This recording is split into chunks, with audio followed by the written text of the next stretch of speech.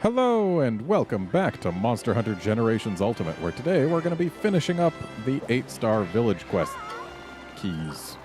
And probably urgent. But first, keys. And one of them is actually even going to be our monster of the day. So that's nice. This one right here, Bloof. It's a fun quest name.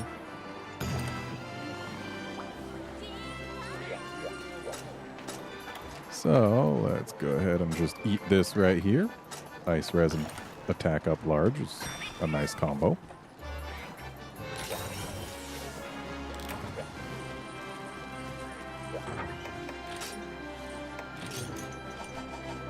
And actually, hang on. I'm going to get a little cheeky with this guy, too. It's a lot harder to get Zamtrios to eat frogs, simply because it's so much more likely to spot you than Plesioth is. But we're going to see if we can't fish him up, too. Just like we did Plesioth in the last episode. Yes, 1 second it's spiky, and the next, bloof! Completely round.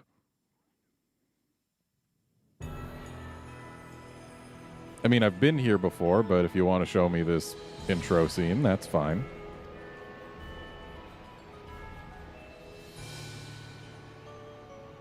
The first time you go to any map on a village quest, they have to show you a scene. Even if you've been there before. So let's get our smoke bombs ready. Because one load screen from here. And we'll be face-to-face with Zamtrios. I really want to find out what's causing that whirlpool, though. Water doesn't just do that on its own. Alright, we haven't been spotted.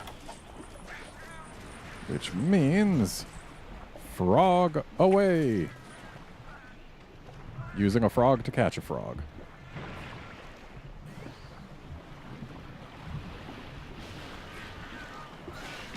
Oh, dang it.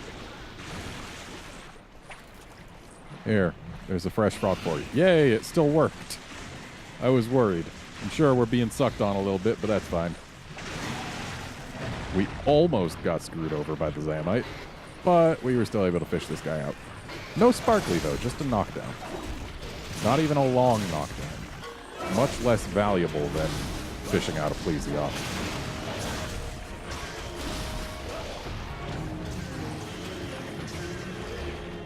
Come on, try it. There we go.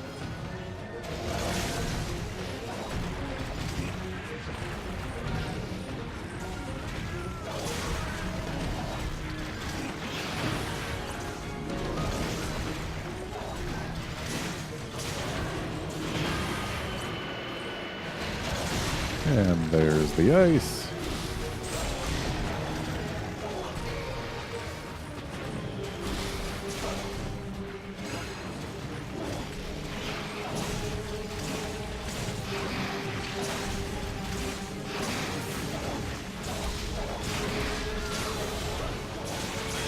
And there's the blue.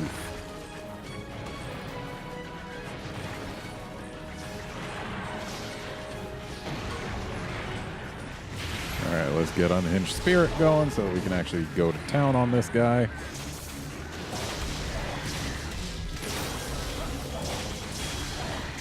He's going to be taking lots of damage. His belly is super weak.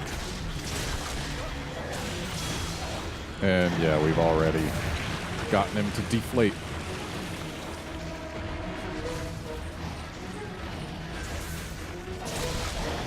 And there's the other arm break. There's the fin break, leaving only the face.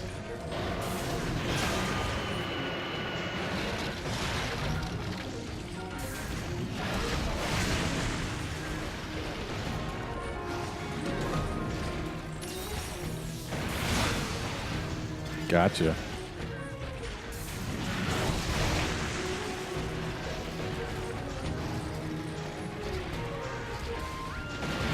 Okay, that time I timed it wrong. Got a little overconfident.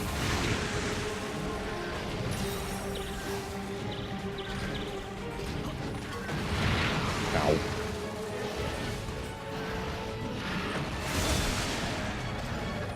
Gotcha.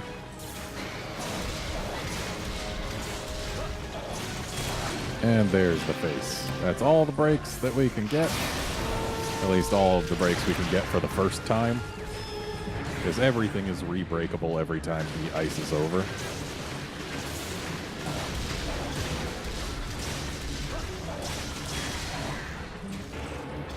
Oh man, our unhinged spirit's gone.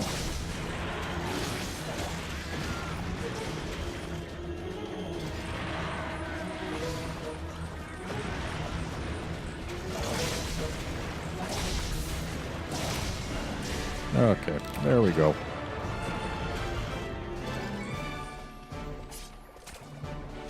Yeah, this guy I expected to die fast because, yeah, when he's inflated, his belly takes crazy amounts of damage, and if you can get in behind him, then you can just go to town on him, flinching him constantly, and there's not a whole lot he can do. He's just sitting there taking damage because you can do the damage. The real question is, how does the air not escape him when he's dead? Like, surely whatever muscle is clenching to keep the air in has to relax in death, right?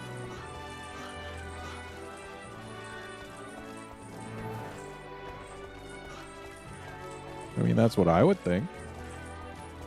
But no, the air just doesn't get out unless he lets it out, I guess.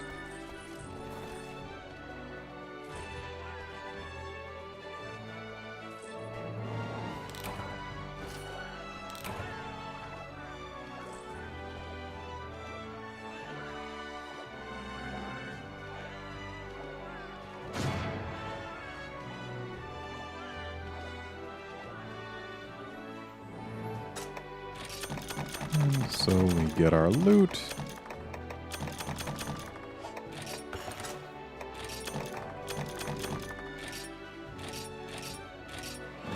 Gold small, nice. I've been getting really good luck with gold crowns since I upgraded to Gen U. Like, every day I've gotten some new ones. It's really nice. If only I could have that happen in Monster Hunter World, but whatever. Alright, so our last key quest is a cure for laziness. And it'll be an Uragon. Ah, there it is. So let's go for it. And we'll get us some food. Looks like ice res is the best we can do with our attack food, which is unfortunate, but we'll take it. Would have preferred fire res. What with us going up against Uragon. And no special items needed here. We just go.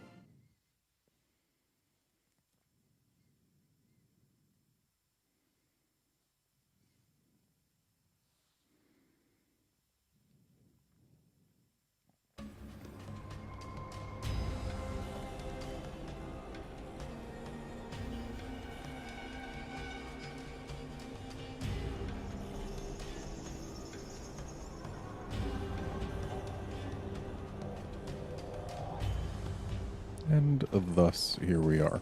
Hey, look what's right there. Not gonna grab it, though. We've just got an Uragon to fight, and that's all I'm gonna worry about right now.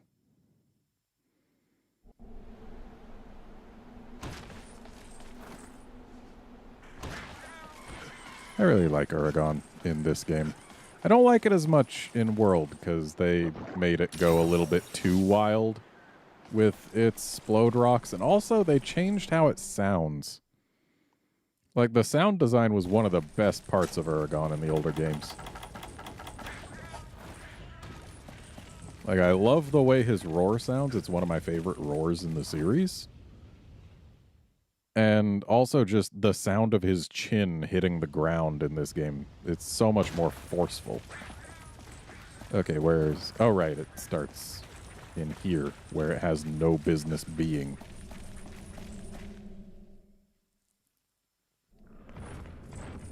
There he is. Give us a roar.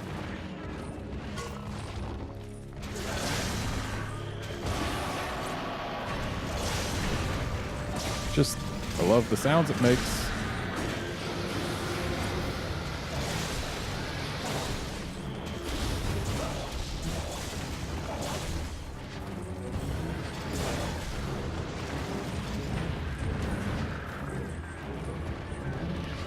Like, it's still got a lot of the same sounds, but its roar sounds different, and the sound of its chin hitting the ground is different.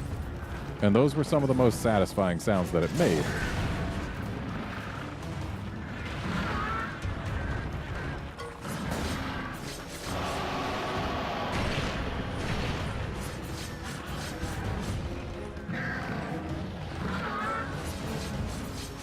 Like, Monster Hunter World has great sound design, taken as a whole.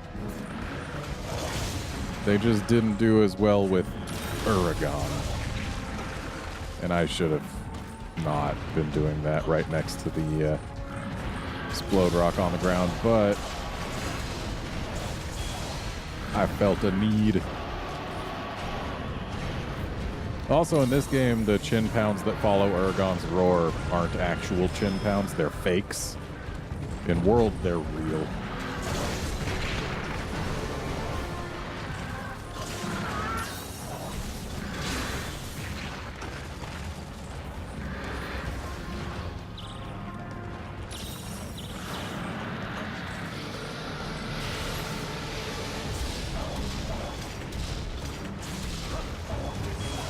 Wow, just no hits, huh?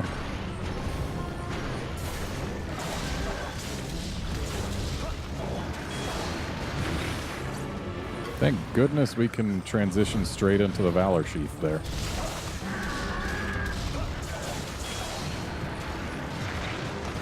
Should have done it there, but was a little too late on the draw.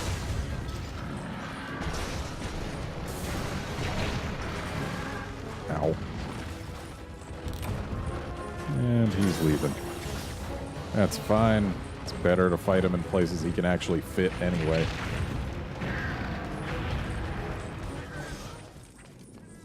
And down there, he can definitely fit. Though poor Uragon has no means of getting up here if you're fighting him in this area. He will never climb the wall in any way. That was way too early. So he just launches rocks up at you. And if you stay up there for too long, then he just leaves.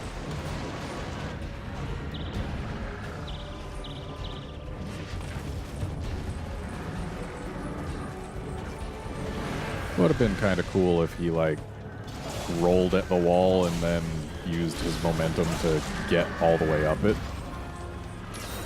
Or if he even just burrowed from down here to up there. That would give him options, but him never making any attempt whatsoever to climb that wall is just a little sad.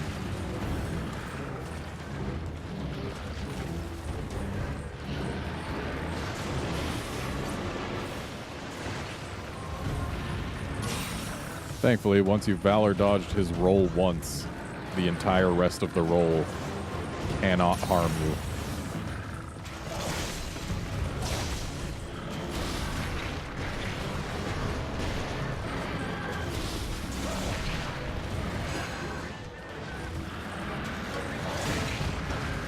I need spirit. I need spirit bad.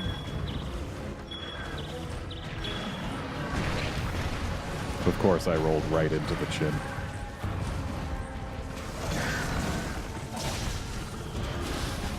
I don't know why I just did that move, but I mean, I guess I can get a smidge more Valor.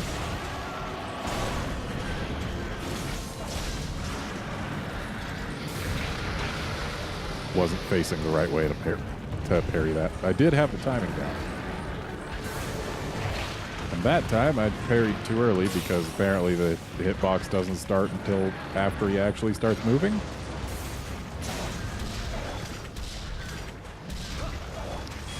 So sometimes I'm able to run like pretty well to the side during my spirit combo, and other times I'm stuck pretty much running straight forward. I don't know what causes it. Uragon definitely has better hitboxes in Monster Hunter World. That much I can say for sure.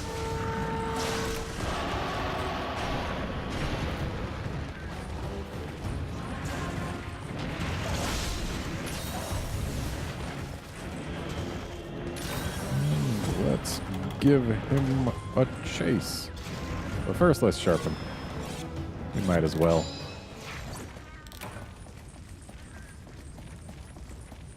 He's not going to be asleep by the time we get there, but that doesn't really matter. We're not going to be severing his tail either. Spent too much time working on that chin.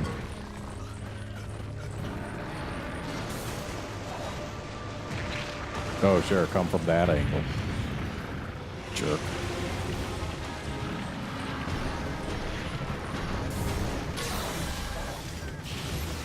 Well, at least now we've got Spirit. Ow. Unfortunately, we can't sheath or really dodge out of that attack, so I need to use it with better timing.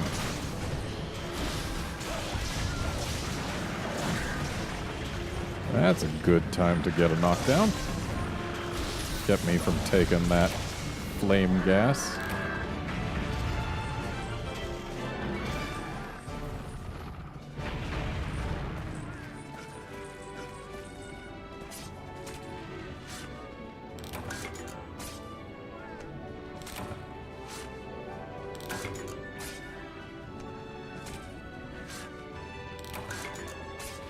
Considering Splode Rocks are like the least interesting part of Uragon, and that's what they chose to focus on for Monster Hunter World, it just feels like they amped up the least fun part of the fight, in my opinion. I really like Gen 3 and Gen 4 Uragon. Like, he is one of my top 5 favorite monsters of all time in before World times. But in World, my opinion of him drops significantly. He is much less fun to fight.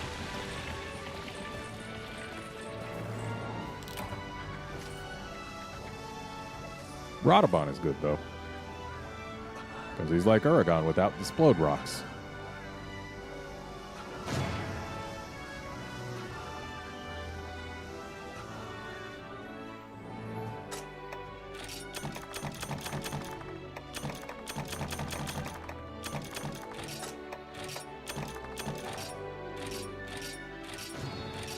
So now we're going to have an urgent waiting for us. And we will do it.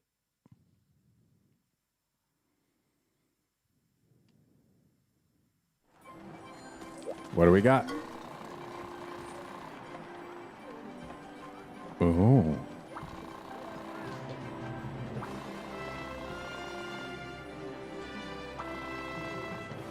Oh no, a Gravios.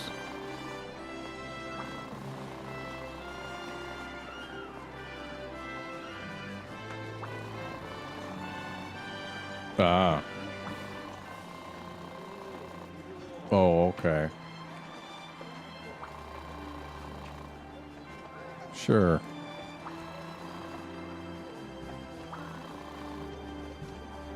That would be bad.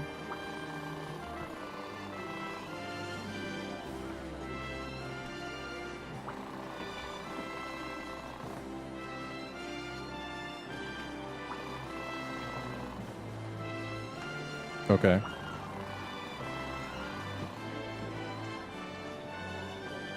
Sounds good. And actually, I think we're gonna not do the urgent this episode, because thinking on it, it's got something at the end of it, and I want to make sure we've got ample time for that.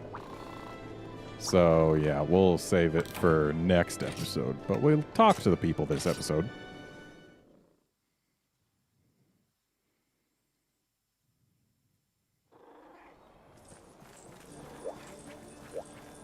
Hello, sir.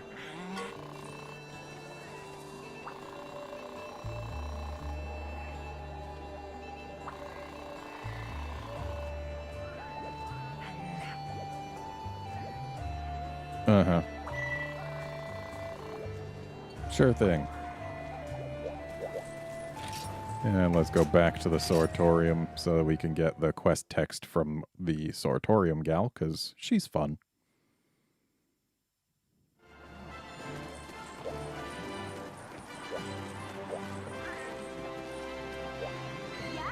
I kind of wish it was easier to talk to all of the quest givers for this text, because they've all got unique text, and I'd really like to see it all, but that would require playing through the game 4 or even 5 times once you get to High Rank Village, or else resetting a bunch of times, and that's not exactly fun or feasible.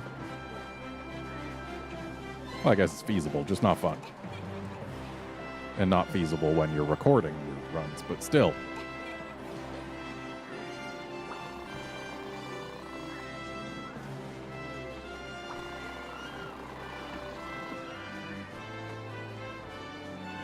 Yeah, I wouldn't leave them for dead.